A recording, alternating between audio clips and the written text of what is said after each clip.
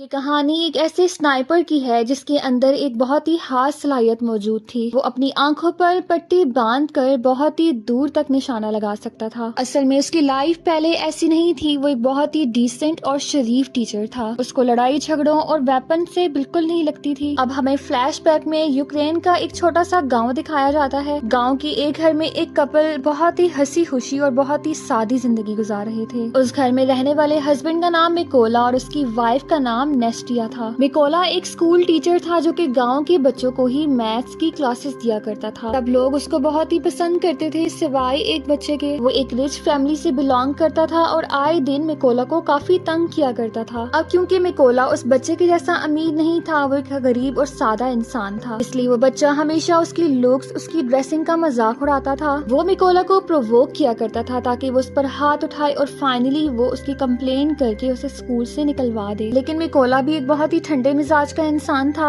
उसको उस बच्चे की बातों से बिल्कुल भी फर्क नहीं पड़ता था। एक दिन मिकोला ने स्कूल में बैठी एक न्यूज सुनी जिसमें बताया जा रहा था कि रशिया ने यूक्रेन पर हमला कर दिया है, जिसमें रशिया ने यूक्रेन की बहुत सारी जगहों पर कब्जा कर लिया है और इसी के चलते बहुत सारे सोल्जर्स भी मारे गए हैं। शाम में जब अपने घर वापस लौटता है, उसकी वाइफ उसको एक सरप्राइज देती है। उसे बताती है कि वो प्रेग्नेंट है। मिकोला भी इससे काफी खुश था। उन दोनों ने इस खुशी को सेलिब्रेट किया। अब अगले दिन जब मिकोला स्कूल जा रहा था तो उसने रास्ते में दो सोल्जर्स को देखा जिनकी यूनिफॉर्म यूक्रेन की जैसी तो बिल्कुल नहीं थी। वो इस चीज को नोटिस तो करता है मगर ज्यादा तवज्जो दिए बगैर स्कूल चला जाता है, क्योंकि उसको ऐसा लगा कि शायद सरकार ने यूक्रेन के सोल्जर्स का यूनिफॉर्म चेंज कर दिया है। स्कूल के अंदर पहुंचकर वो ये देखकर चौंक जाता है कि स्कूल तो बिल्कुल खाली था, ना बच्चे थे और ना ही टीचर्स। तभी वो चलते हुए टीवी पर देखता है जिसमें बताया जा रहा था कि रशिया ने यूक्रेन पर कब्जा करने के लिए अपने सोल्जर्स को यूक्रेन में भेज दिया है। जिसे देख के वो फौरन समझ आता है कि रास्ते में उसने जिन सोल्जर्स को देखा था वो भी रशिया के थे। उसको फौरन से अपनी वाइफ की फिक्र होने लगती है, क्योंकि वो सोल्जर्स उसके घर के पास खड़े थे। क्योंकि उसकी वाइफ भी अकेली थी, अब वो फौरन साइकिल दौड़ाता है अपने घर की तरफ। जैसे ही वो घर पहुंचता है, वो देखता है कि वो दोनों सोल्जर्स उसके घर पहुंच चुके थे। उसकी बीवी को बुरी तरह से टॉर्चर कर रहे थे। ये देख कर वो अपनी बीवी को छुड़ाने लगता है। उन सोल्जर से रिक्वेस्ट करता है कि प्लीज मेरी बीवी को छोड़ दो, वो प्रेग्नेंट है। मगर वो सोल्जर्स तो उसकी सुने बगैर उल्टा उसको भी मारने लगते हैं। अब वो मिकोला के घर की तलाशी लेने के लिए अंदर जाते हैं, लेकिन कुछ भी काम का ना मिलने पर वो गुस्से में उसके घर को ही आग लगा देते हैं। नास्टिया, जो कि अपने घर को इस तरह से जलता हुआ देखकर काफी दुखी थी, वो गुस्से में एक पत्थर उठाकर उन सोल्जर्स की तरफ फेंकती है, जिसके जवाब में वो सोल्जर्स भी फौरन गन निकालकर नास्टिया को ही मार देते हैं। नास्टिया की ऐसी मौत को देखकर मिकोला भी उसे अपनी गोद में लेकर फूट फूट कर रोने लगता है। कुछ घंटे बीत जाने के बाद दो यूक्रेनी फौजी मिकोला के पास आते हैं। उसकी वाइफ को ऐसा मरा हुआ देखकर वो उसे तसल्ली देते हुए कहते हैं कि तुम्हें हिम्मत से काम लेना होगा। अब वो नास्टिया के लिए एक कब्र खोदते हैं और मिकोला से कहते हैं कि अपनी वाइफ को इस कब्र में दफना दो। नास्टिया को दफनाने के बाद अब मिकोला बिल्कुल अकेला रह चुका था, क्योंकि रशिया सोल्जर्स ने न सिर्फ उसकी वाइफ को मारा था बल्कि उसके होने वाले बच्चे को भी। वो अब बदले की आग में जल रहा था। उसको हर हाल में उन सोल्जर्स को मारना था जिसने उसकी वाइफ की ऐसी हालत की थी। मिकोला के पास उनसे बदला लेने का सिर्फ एक ही रास्ता था कि वो भी यूक्रेनी फौज में शामिल हो जाए। वो अब सोल्जर से रिक्वेस्ट करने लगता है कि प्लीज मुझे भी अपनी आर्मी में शामिल कर लो, जिस पर वो कुछ देर सोचने के बाद इसको अपनी गाड़ी में बिठा कर ले जाते हैं। गाड़ी में बैठने से पहले मिकोला अपने जले हुए घर में जाकर अपनी वाइफ के हाथों का बनाया हुआ स्टैचू निशानी के तौर पर अपने साथ ले आता है। मिलिट्री बेस पहुंच जाने पे एक सीनियर इन दोनों सोल्जर्स को डांटने लगता है कि वो मिकोला को अपने साथ क्यों लाए। वो मिकोला को अपनी आर्मी में रखने के लिए मना कर देता है, क्योंकि उसको लग रहा था कि मिकोला कोई जासूस भी हो सकता है। ये सब देखने के बाद अब मिकोला खुद सीनियर से बात करने जाता है। वो उसे सारी बात बताता है कि किस तरह से रशियन सोल्जर्स ने उसकी बीवी को मार दिया है और अब वो बदला लेने के लिए इस आर्मी में शामिल होना चाहता है। सीनियर अपने सोल्जर से अब मिकोला की बात की तस्दीक करने के बाद उसे अपनी आर्मी में शामिल कर ही लेता है। अब नेक्स्ट डे इनकी ट्रेनिंग शुरू हो जाती है, लेकिन क्योंकि मिकोला तो एक नॉर्मल टीचर था, उसने सारी जिंदगी सिर्फ मैथ का सब्जेक्ट पढ़ाया था,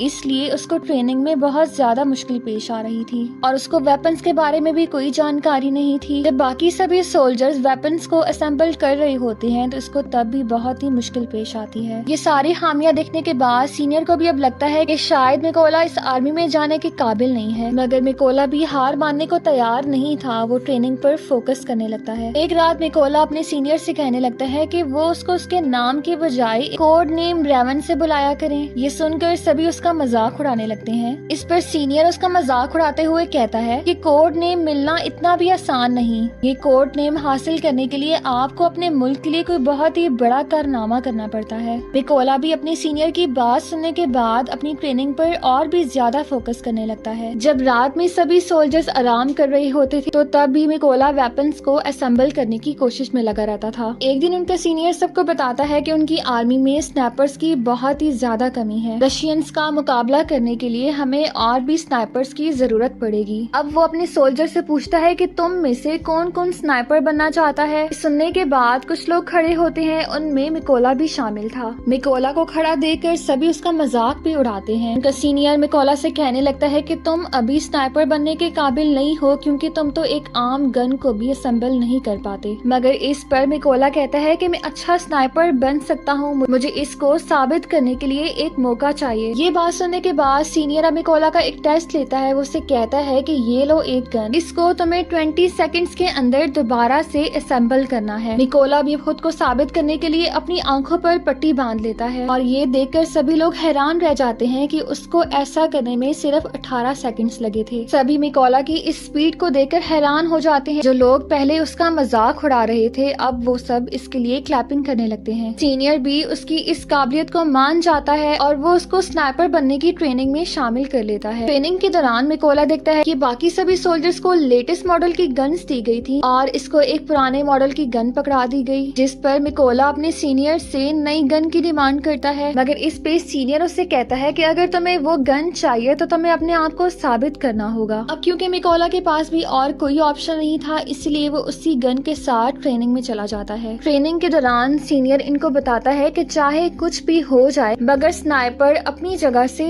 1 इंच भी नहीं हिलता और इसी चीज की प्रैक्टिस करवाने के लिए सीनियर इनके नजदीक गोलियां चलवाता है। अब इन गोलियों के डर से जो भी अपनी जगह से हिलता है उसको ट्रेनिंग से बाहर कर दिया जाता है। मगर जब मिकोला की बारी आती है तो उसके करीब पूरा बर्स्ट खाली कर दिया जाता है, मगर वो तो पलक भी नहीं झपकता और अपना निशाना जारी रखता है और इस तरह से मिकोला इस ट्रेनिंग में भी पास हो गया था। अब अगले टेस्ट में सभी सोल्जर्स को उनका टारगेट कुछ ही सेकंड्स के लिए दिखाकर उनकी आंखों को एक ब्लैक बोर्ड से ढक दिया जाता है और उन्हें निशाना लगाने को कहा जाता है। इस टेस्ट में कुछ सोल्जर्स तो कामयाब हो गए थे मगर जब मिकोला की बारी आती है तो उसका निशाना थोड़ा बहुत चूक जाता है क्योंकि उसको जो गन दी गई थी वो पुराने मॉडल की थी और वो सब भी ये जानते थे कि अगर मिकोला को नए मॉडल की गन दी जाती तो उसका निशाना कभी ना चूकता, तो वो ये टेस्ट भी बहुत ही परफेक्टली पास कर लेता। अब अगला टेस्ट रात के अंधेरे में होता है जहाँ पर एक फ्लेयर गन की रोशनी में अपने टारगेट को निशाना बनाया जाता है। अब जैसे ही सीनियर फ्लेयर गन फायर करता है तो सभी सोल्जर्स अपने टारगेट पे निशाना लगा देते हैं, लेकिन कोई भी अपने टारगेट को निशाना बनाने में कामयाब नहीं होता। लेकिन यहाँ पर मिकोला ने तो फायर किया ही नहीं था क्योंकि वो जानता था कि फ्लेयर गन की रोशनी में टारगेट को निशाना लगाना इम्पॉसिबल है। असल में जब सीनियर ने फ्लेयर गन को फायर किया था तो मिकोला ने उसकी रोशनी में अपने टारगेट और बाकी फैक्टर्स को देख लिया था और अपनी मैथ की नॉलेज का इस्तेमाल करते हुए एक परफेक्ट शॉट लिया जिसको देखकर सभी हैरान हो जाते हैं। सीनियर उससे कहता है कि ऐसा टारगेट आज से पहले किसी ने भी अचीव नहीं किया, इसलिए वो मिकोला को उसका मनपसंद कोड नेम अलॉट कर देता है। अब मिकोला इसी तरह से जी जान लगाते हुए ट्रेनिंग करता रहता है। फाइनली अब वो दिन आ गया था जब उसका सीनियर मिकोला से कहता है कि तुमने इस ट्रेनिंग को अच्छे तरीके से पास किया है और वो मिकोला को सलूट करते हुए बताता है कि अपना सामान पैक कर लो, तुम जंग में जाने के लिए तैयार हो। वो उसे मिशन की जानकारी देते हुए कहता है कि हमें खबर आई है कि रशियन सोल्जर ने यूक्रेन की एक चेक पोस्ट पर कब्जा कर लिया है। अब यहीं से इस मूवी का इंटरवल हो जाता है। अब मिकोला और उसकी टीम चेक पोस्ट के करीब जाकर अपनी अपनी पोजीशंस को संभाल लेते हैं। अब ये रशियन सोल्जर्स पर अपना निशाना लगाने ही लगे होते हैं कि पीछे से एक गाड़ी आ जाती है जो कि तेजी से चेक पोस्ट की तरफ बढ़ रही थी। दूसरी तरफ वो रशियन सोल्जर्स उस गाड़ी को रोक लेते हैं। उसके अंदर से एक फैमिली निकलती है जिनसे वो पासपोर्ट मांगते हुए उनके सामान की तलाशी लेने लगते हैं। सामान की तलाशी लेने के बाद वो उनसे पासपोर्ट अपने पास रख कर उन्हें जाने की परमिशन देते हैं। जब वो फैमिली अपने पासपोर्ट्स का मुतालबा करती है तो वो सोल्जर्स उस फैमिली को ही मारने पीटने लगते हैं। फैमिली को ऐसा पिटता देख कर कर्नल अपने तमाम फौजियों को उन रशियन सोल्जर्स को शूट करने को कहता है। ऑर्डर सुनते ही सभी फौजी एक ही झटके में अपने अपने टारगेट टारगेट्स को निपटा देते हैं और इस तरह से उनका पहला मिशन कंप्लीट हो जाता है। अब जब मिशन के बाद वो दोबारा अपने बेस पर लौटते हैं तो मिकोला देखता है कि उसके बहुत सारे साथी बेस पर मौजूद नहीं हैं। उसके पूछने पर उसको बताया जाता है कि बाकी सोल्जर्स को भी उनके अपने अपने मिशन पर भेज दिया गया है। कुछ दिन के बाद मिकोला को खबर मिलती है कि जिस मिशन पर उसके बाकी साथी गए थे उनमें से बहुत सारे लोगों को मार दिया गया है और उनको मारने वाला एक ही अकेला रशियन स्नाइपर था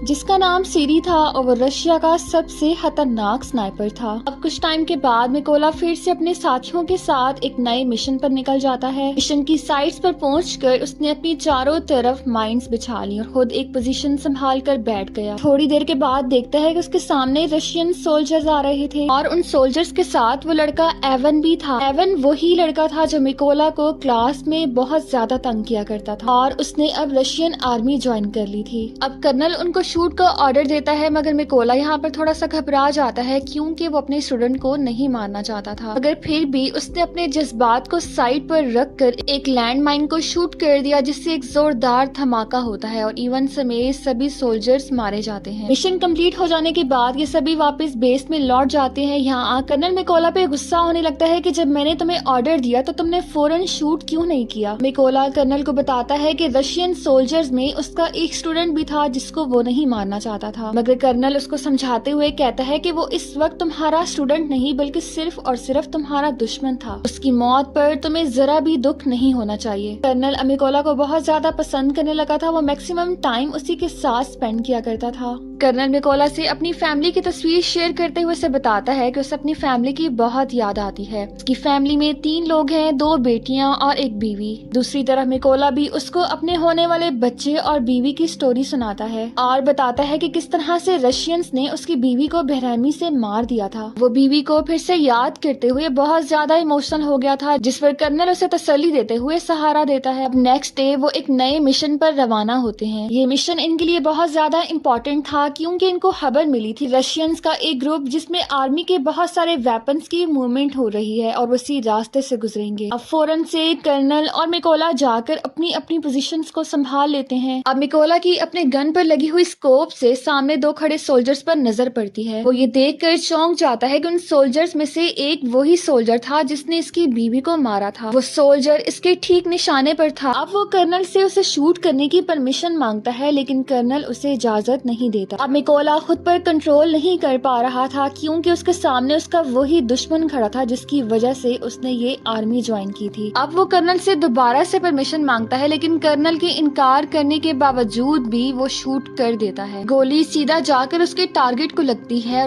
और उसके दुश्मन की जगह पर ही डेथ हो जाती है। कर्नल गुस्से से उस पर चिल्लाने लगता है कि ये तुमने क्या किया क्योंकि उसकी इस हरकत से उनकी पोजीशंस रशियंस पर वाजिया हो गई थी। और सबसे बुरी बात तो ये थी कि रशियंस का सबसे खतरनाक स्नाइपर सीरी भी वहाँ पर पोजीशन लेकर बैठा था। इससे पहले कि वो सीरी को ढूंढ पाते सीरी ने ही इनकी लोकेशन को फाइंड कर लिया और कर्नल को सीधा एक ही हेड शॉट दिया जिससे वो जगह पर ही खत्म हो गया। इसके बाद मिकोला को अब समझ आती है कि उसने कितनी बड़ी गलती कर दी। उसके गुस्से और जल्दबाजी की वजह से कर्नल की जान चली गई। इससे पहले ही कुछ कर पाता बाकी रशियन सोल्जर्स को भी इसकी पोजीशंस वाजिया हो जाती है जिसकी वजह से वो इस पर फायरिंग करने लगते हैं। अब क्योंकि हालात इतने ज्यादा खराब हो गए थे इसलिए उसने पीछे हटने का फैसला किया। वो कर्नल की बॉडी को उठाता है और पीछे की तरफ रेंगना शुरू कर देता है और किसी तरह से दुश्मन के एरिया से निकलने में कामयाब हो जाता है और अपनी बेस में वापस लौट आता है। अब मिकोला खुद को ही कर्नल की मौत का जिम्मेदार समझता है और वो कसम खाता है कि वो सीरी को जान से मार देगा। जल्द ही अगले मिशन में अब मिकोला एक स्नाइपर को मारने में कामयाब हो जाता है मगर दूसरे स्नाइपर ने उसकी लोकेशन को फाइंड कर उसे भी जख्मी कर दिया था। मगर फिर भी हार ना मानते हुए उसने किसी तरह से दूसरे स्नाइपर का भी निशाना लेकर उसे मार दिया। मगर यहाँ से ये समझ आ जाती है कि ये दोनों स्नाइपर सीरी तो बिल्कुल नहीं थे। अब ये जख्मी हालत में किसी तरह से सेफ हाउस पहुँचता है जहाँ पर इसे आर्मी के मेजर की कॉल आती है। मेजर मिकोला को बताता है कि उन्होंने उस स्नाइपर का पता लगा लिया है जिसने कर्नल को मारा था। मेजर उसे बताता है कि उसने हमारे एक कर्नल और 6 स्नाइपर्स को मार गिराया है। इसलिए उसे कभी भी हल्के में मत लेना। साथ ही वो उसे बताते हैं कि सीरी अपनी पोजीशन से 3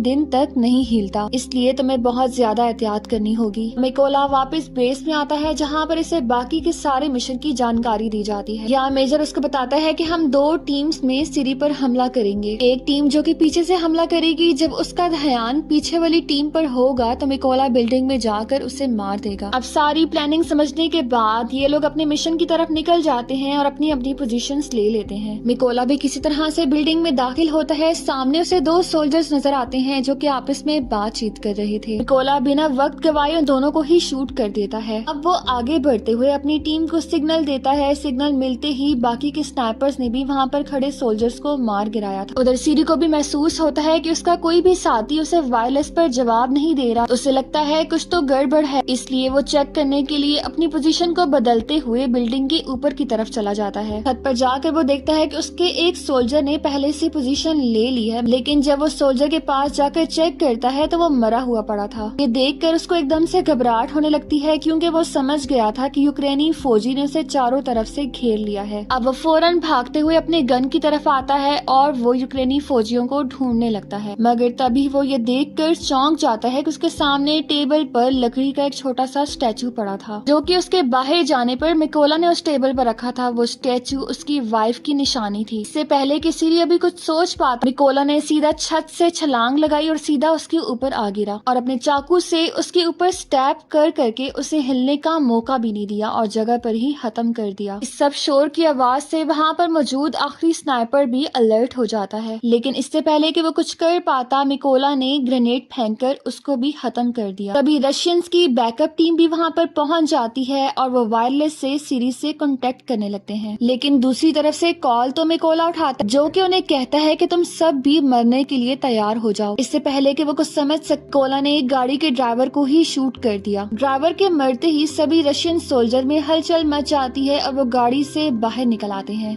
अपनी पोजीशन संभालने लगते हैं, मगर वो ये नहीं जानते थे कि यूक्रेनी फौजी ने ऑलरेडी उन पर नजर रखी हुई है। यहाँ पर बहुत ही जबरदस्त किस्म की शूटिंग का मुकाबला होता है, लेकिन यूक्रेनी फौजी चुन चुन एक एक रशियन सोल्जर को मार गिराते हैं, क्योंकि रशियंस को तो समझ ही नहीं आ रही थी कि यूक्रेनी स्नाइपर्स कहाँ कहाँ छुपे हैं। सबसे बदला लेने के बाद मिकोला वापस अपनी वाइफ की कब्र पर आता है। कब्र से बातें करते हुए कहता है कि मैंने तुम्हारी मौत का बदला ले लिया है और मैं अपनी आगे की जिंदगी अपने मुल्क की खिदमत के लिए गुजारना चाहता हूँ। ये कहकर वो वहाँ से उठकर चला जाता है। इसी के साथ ये मूवी यहीं पर खत्म हो जाती है। अगर आपको हमारी वीडियो अच्छी लगी हो तो वीडियो को लाइक करें, चैनल को सब्सक्राइब करें।